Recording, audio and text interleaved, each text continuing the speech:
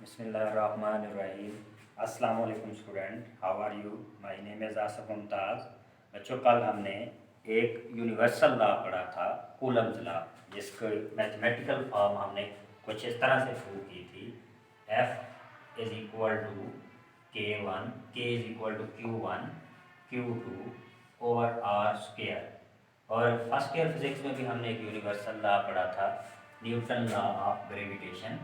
F is equal to G m1 m2 over are square. अगर हम in laws को देखें तो कूलम्ब लॉ के मुताबिक दो चार्ज Q1 Q2 या तो एक दूसरे को अट्रैक्ट करेंगे या फिर एक दूसरे को रिपेल करेंगे। जब ये अट्रैक्ट या रिपेल करेंगे तो इनके दरमियान एक फोर्स प्रेजेंट है, जिसको हमने इलेक्ट्रिक फोर्स का नाम दिया था। इसी तरह जब हम न्यूटन लॉ ऑफ ग्रेविटेशन की बात करते हैं तो दो बॉडी, जिसका में से एक का मैस m1 और दूसरे का मैस m2 है, ये एक दूसरे को अट्रैक्ट करते हैं। तो अट्रैक्ट करते हुए भी एक दूसरे के ऊपर क्या करते हैं, फोर्स एक्सर्ट करते हैं। अब इन दो यूनिवर्सल लॉज के अंदर दो क्वेश्चन अराइज हुए। पहला क्वेश्चन ये था, what are the origin of these forces. First question क्या था, what are the origin of these forces, यानी इन फोर्सेस को कौन प्रोड्यूस करता है। यानी बॉडी चार्ज Q1 प्रोड्यूस करता है या Q2 प्रोड्यूस करता है, मैस m1 प्रोड्यूस करता है या मैस m2 प्रोड्यूस करता है। इसकी ओरिजिन का नहीं पता था कि फोर्स कौन स्टार्ट करवाता है शुरू में। और नेक्स्ट एक और क्वेश्चन अराइज हुआ, how these forces are how these forces are transmitted, कि ये फोर्सेस जो प्रोड्यूस हो गई फिर इनको ट्रांसमिट कौन करता है। यानी फोर्स Q1 से Q2 की तरफ जाती है या Q2 से Q1 की तरफ जाती है। सेम इसी तरह फोर्स M1 से M2 की तरफ जाने जाती है या M2 से M1 की जाने जाती है। तो ये दो क्वेश्चन अराइज हो गए। पहला क्वेश्चन कि इन फोर्सेस को प्रोड्यूस कौन करता है, दूसरा क्वेश्चन फिर इन दो बॉडीज के दरमियान या इन दो चार्जेस के दरमियान जो फोर्स है वो कौन ट्रांसमिट करता है। इसके आंसर देख लेते हैं। बच्चों, जो फर्स्ट क्वेश्चन है इसका जो आंसर है वो अभी तक अनसॉल्व्ड है। यानी फिजिक्स जो है अभी तक इस क्वेश्चन का आंसर नहीं दे सकी कि इन फोर्सेस की ओरिजिन क्या है, फोर्सेस को कौन प्रोड्यूस करता है, पहला चार्ज ये सेकंड चार्ज, पहले मैस ये दूसरा मैस। फिजिक्स अभी तक इस क्वेश्चन का आंसर नहीं दे सकी। लेकिन इन फोर्स की जो एग्जिस्टेंस है उस पर जो फिजिक्स है वो बिलीव करती है कि इन दो चार्जेस के दरमियान, इन दो बॉडीज के दरमियान जो फोर्स है वो प्रेजेंट है। इस वजह से इन फोर्सेस को बेसिक नेचुरल फोर्सेस का नाम दिया गया। यानी ये जो फोर्सेस हैं ये नेचर की वजह से हैं, क्योंकि साइंटिस्ट अभी तक इसकी ओरिजिन के बारे में फाइंड आउट नहीं कर सके कि कौन सी बॉडी इस फोर्स को प्रोड्यूस करती है। तो सेकंड क्वेश्चन को देख लेते हैं। सेकंड क्वेश्चन था, how these forces are transmitted. देखिए, इस क्वेश्चन का आंसर देने के लिए एक साइंटिस्ट आया, मैकल फेरेड। मैकल फेरेड ने इस बात को एक्सप्लेन किया कि कैसे जो फोर्सेस हैं एक मैस से दूसरे मैस के अंदर या एक बॉडी से दूसरे बॉडी के अंदर ट्रांसफर होती है। तो मैकल फेरेड को देख लेते हैं। मैकल फेरेड, देखिए मैकल फेरेड 1791 के अंदर उसकी डेट ऑफ बर्थ है और 1867 के अंदर उसकी डेथ है। तो मैकल फेरेड ने इस क्वेश्चन का आंसर देने के लिए एक नया कंसेप्ट इंट्रोड्यूस करवाया। उसने फील्ड थ्योरी के कंसेप्ट को इंट्रोड्यूस करवाया। अब ये फील्ड थ्योरी क्या है, मैकल फेरेड ने ये बात की, जैसे ही हम कोई चार्ज लेंगे, चार्ज के सराउंडिंग में उसका फील्ड पैदा होगा। मैकल फेरेड ने ये बात की कि ये चार्ज की इंट्रिंसिक प्रॉपर्टी है। अब इंट्रिंसिक मीन कि जैसे हम कोई चार्ज लेंगे इसके सराउंडिंग में, इसके इर्द गिर्द क्या पैदा होगा, इसका फील्ड पैदा होगा। तो पहली बात माइकल फेराडे ने क्या बात की कि जैसे हम कोई चार्ज लेंगे तो इस चार्ज के सराउंडिंग में उसका क्या पैदा होगा, इलेक्ट्रिक फील्ड पैदा होगा। ये इलेक्ट्रिक फील्ड क्या है, इलेक्ट्रिक फील्ड को डिफाइन कर लेते हैं। What is electric field?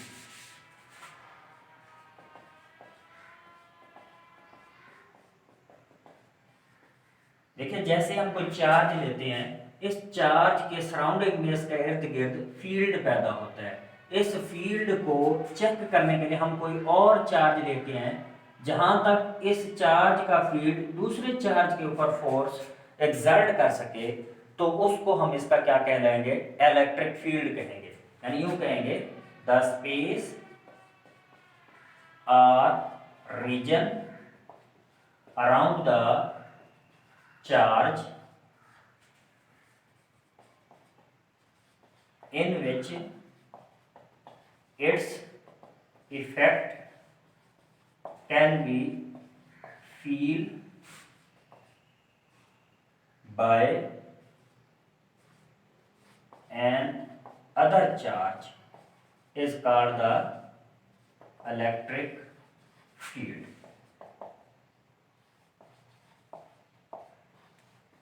यानी क्या है कि जैसे हम कोई चार्ज लें, चार्ज के सराउंडिंग में, चार्ज के सराउंडिंग वो रीजन, वो इलाका जहां पे इसका सर को दूसरा चार्ज फील कर सके, उसे उसका हम क्या कहेंगे, इलेक्ट्रिक फील्ड कहेंगे। माइकल फेराडे ने इस इलेक्ट्रिक फील्ड को, कंसेप्ट को दो स्टेप के अंदर एक्सप्लेन किया। तो हम माइकल फेराडे को इस इलेक्ट्रिक फील्ड का जो दो स्टेप थे, उन स्टेप को देख लेते हैं। स्टेप 1, माइकल फेराडे ने ये बात की, जैसे हम कोई चार्ज लेंगे, चार्ज के सराउंडिंग में क्या होगा, इलेक्ट्रिक फील्ड क्रिएट होगा। Electric field is produce. पहली बात क्या की कि जैसे ही हम कोई चार्ज लेंगे, चार्ज के सराउंडिंग में उसका इलेक्ट्रिक फील्ड प्रोड्यूस होगा। दूसरा स्टेप ये था, स्टेप 2 में उसने ये बात की कि ये जो इलेक्ट्रिक फील्ड है, इलेक्ट्रिक फील्ड क्या करेगा, फोर्स एक्सर्ट करेगा। किसके ऊपर फोर्स एक्सर्ट करेगा, टेस्ट चार्ज के ऊपर। अब टेस्ट चार्ज हम क्यों लेके आएंगे कि जैसे ही हमने कोई चार्ज लिया, उसके सराउंडिंग में जो फील्ड पैदा हुआ, उस फील्ड को चेक करने के लिए हम टेस्ट चार्ज लेके आए। तो क्या करेगा कि जो सोर्स चार्ज है, उस टेस्ट चार्ज के ऊपर क्या करेगा, फोर्स एक्सर्ट करेगा। इस बात को माइकल फेराडे ने कुछ इस तरह से एक्सप्लेन किया। उसने कहा, सपोज कि हमारे पास एक सोर्स चार्ज है, ये सपोज कि हमारे पास ये कोई एक सोर्स चार्ज आ गया, जिसको हमने Q से रिप्रेजेंट किया। अब सोर्स चार्ज से जो फील्ड पैदा हुआ, उसको उसने स्पॉट की फॉर्म में रिप्रेजेंट किया। ये जो स्पॉट हैं, ये इलेक्ट्रिक उसके फील्ड को क्या कर रहे हैं, रिप्रेजेंट कर रहे हैं। फिर हमने इसके करीब एक टेस्ट चार्ज लेके आए। टेस्ट चार्ज को आप जानते हैं Q0 से रिप्रेजेंट करते हैं। इसके फील्ड को भी उसने स्पॉट से रिप्रेजेंट किया। अब अगर आप गौर से देखें तो जो सोर्स चार्ज है, उसके गिर्द डेंसिटी ऑफ स्पॉट जो है वो ज्यादा है, और जो टेस्ट चार्ज है उसके गिर्द डेंसिटी ऑफ स्पॉट क्या है, कम है। जो इस बात को प्रूव कर रहे हैं कि जो सोर्स चार्ज है वो स्ट्रांग है, और जो टेस्ट चार्ज है वो क्या है, वीक है। अब होगा क्या कि इस चार्ज की वजह से फील्ड प्रोड्यूस हुआ, और टेस्ट चार्ज की वजह से भी फील्ड प्रोड्यूस हुआ है। तो ये दोनों चार्ज एक दूसरे के साथ क्या करेंगे, इंटरैक्ट करेंगे। कैसे इंटरैक्ट करेंगे, सोर्स चार्ज जो है टेस्ट चार्ज के ऊपर क्या करेगा, फोर्स एक्सर्ट करेगा, तो टेस्ट चार्ज क्या करेगा, मूव करेगा, क्योंकि सोर्स चार्ज टेस्ट चार्ज के ऊपर फोर्स एक्सर्ट करता है। कूलम्स लॉ के मुताबिक टेस्ट चार्ज का भी फील्ड पैदा हुआ है, वो भी सोर्स चार्ज के ऊपर क्या करेगा, फोर्स एक्सर्ट करेगा। लेकिन आप जानते हैं टेस्ट चार्ज सोर्स चार्ज के मुकाबले में बहुत वीक है। टेस्ट चार्ज जो फोर्स एक्सर्ट करेगा वो इतनी वीक होगी कि सोर्स चार्ज उसको फील नहीं कर सकेगा, यानी बहुत कम फोर्स जो है इसके ऊपर एक्सर्ट करेगा। तो क्या हुआ कि फोर्स एक्सर्ट हुई किसके ऊपर, टेस्ट चार्ज के ऊपर। किसकी वजह से, सोर्स चार्ज के इलेक्ट्रिक फील्ड की वजह से। और अगर यहाँ से हम इलेक्ट्रिक इंटेंसिटी यानी ई किस चीज को रिप्रेजेंट कर रहा है, इलेक्ट्रिक फील्ड स्ट्रेंथ या इलेक्ट्रिक इंटेंसिटी को रिप्रेजेंट कर रहा है। और अगर यहाँ से हम ई को फाइंड आउट करते हैं तो E इज इक्वल टू क्या आ जाएगा, F/Q0। अब ये हमने कहा इलेक्ट्रिक फील्ड स्ट्रेंथ या इलेक्ट्रिक फील्ड इंटेंसिटी, इसको डिफाइन कर लेते हैं। इलेक्ट्रिक फील्ड स्ट्रेंथ क्या है और इलेक्ट्रिक फील्ड इंटेंसिटी क्या है। इलेक्ट्रिक फील्ड स्ट्रेंथ या इसको हम क्या बोलते हैं, electric field intensity. Electric field intensity. देखिए हमने कहा कि हमारे पास सोर्स चार्ज है। अब सोर्स चार्ज की गिर्द उसका फील्ड पैदा होगा। इस फील्ड को चेक करने के लिए हम क्या लेके आएंगे, टेस्ट चार्ज को लेके आएंगे। अब होगा क्या कि सोर्स चार्ज फोर्स एक्सर्ट करेगा टेस्ट चार्ज के ऊपर। अब जितनी फोर्स टेस्ट चार्ज एक्सपीरियंस करेगा सोर्स चार्ज की वजह से, उस फोर्स को हम क्या कहेंगे, इलेक्ट्रिक फील्ड स्ट्रेंथ या इलेक्ट्रिक फील्ड इंटेंसिटी। यानी हमने यूं बात की, द फोर्स एक्सपीरियंस मीन महसूस करें, the force experience by test charge due to the source charge is called the electric field strength, electric field strength और electric field intensity इसको कहते हैं। यानी सोर्स चार्ज की वजह से जो फोर्स टेस्ट चार्ज के ऊपर एक्सर्ट होगी, उस फोर्स को हम क्या बोलेंगे, इलेक्ट्रिक फील्ड इंटेंसिटी। और हम इसको डिनोट करते हैं ई से। It is denoted by E। अब हमने इसका फार्मूला पढ़ा है, E is equal to, mathematically देखें तो हमने कहा फोर्स एक्सपीरियंस हुई किसके ऊपर, टेस्ट चार्ज के ऊपर। E इज इक्वल टू क्या आ गया, F/Q0। अब अगर आप इसका यूनिट देखें, यूनिट ऑफ इलेक्ट्रिक इंटेंसिटी, तो आप जानते हैं कि फोर्स का यूनिट होता है न्यूटन, चार्ज का यूनिट होता है कूलम। तो क्या बन जाएगा, न्यूटन पर कूलम। अगली बात, ये जो इलेक्ट्रिक इंटेंसिटी है ये वेक्टर क्वांटिटी है। अब जब ये वेक्टर क्वांटिटी है तो आप जानते हैं इसकी डायरेक्शन होगी। अब इसकी डायरेक्शन किस तरफ होगी, देखें जिस डायरेक्शन में चार्ज जो है टेस्ट चार्ज के ऊपर फोर्स एक्सर्ट करेगा वही इलेक्ट्रिक फील्ड की इंटेंसिटी होगी। सपोज के सोर्स चार्ज पॉजिटिव है, टेस्ट चार्ज भी पॉजिटिव है, तो पॉजिटिव को रिपेल करेगा, तो ये फोर्स की डायरेक्शन आ रही है। तो जिस जानिब फोर्स की डायरेक्शन आ रही है वही इलेक्ट्रिक इंटेंसिटी की भी डायरेक्शन होगी। तो ये हमने क्या कर लिया, इलेक्ट्रिक इंटेंसिटी की डायरेक्शन को फाइंड आउट कर लिया। नेक्स्ट हमने क्या करना है, electric field due to point charge. अगर हम कोई एक और चार्ज ले लेते हैं पॉइंट चार्ज, तो उसका हम इलेक्ट्रिक फील्ड फाइंड आउट करेंगे। Electric field intensity due to point charge.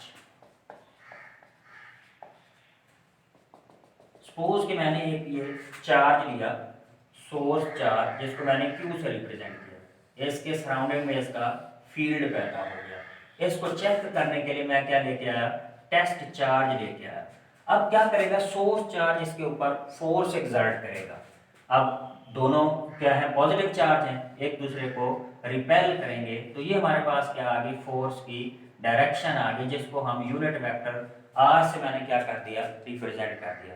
देखिए कल हमने कूलम्स लॉ को पढ़ा था फ्री स्पेस के लिए, F is equal to K Q1 Q2 over R square.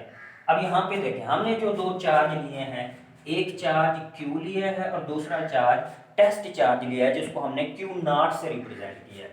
तो ये हमारा कूलम्स लॉ रिप्लेस हो किस तरह से हो जाएगा, F is equal to K Q Q0 over R square. पहला चार्ज Q, दूसरा चार्ज Q0, तो फार्मूला आ गया F is equal to K Q Q0 over R square. हमने फाइंड आउट करनी है इलेक्ट्रिक इंटेंसिटी। तो अभी हमने फार्मूला पढ़ा था इलेक्ट्रिक इंटेंसिटी का formula E is equal to होता है F ओवर Q0। अब नेक्स्ट हमने क्या करना है, इस F की ये वाली जो वैल्यू आई है एफ की ये वैल्यू हमने इस रिलेशन के अंदर क्या कर देनी है, सपोज कि मैं इसको इक्वेशन 1 का नाम दे देता हूँ, इक्वेशन 1 में पुट कर देंगे। तो ये हमारा फार्मूला कुछ इस फॉर्म के अंदर आ जाएगा। ई एफ की वैल्यू पुट करेंगे तो एफ आ रहा था K Q naught over are square, और ओवर में क्या आ रहा है क्यू नॉट। तो यहाँ पे क्या होगा, क्यू नॉट से क्यू नॉट कैंसल आउट हो जाएगा, हमारे पास क्या रह जाएगा ई इज इक्वल टू के क्यू ओवर आर स्क्वायर।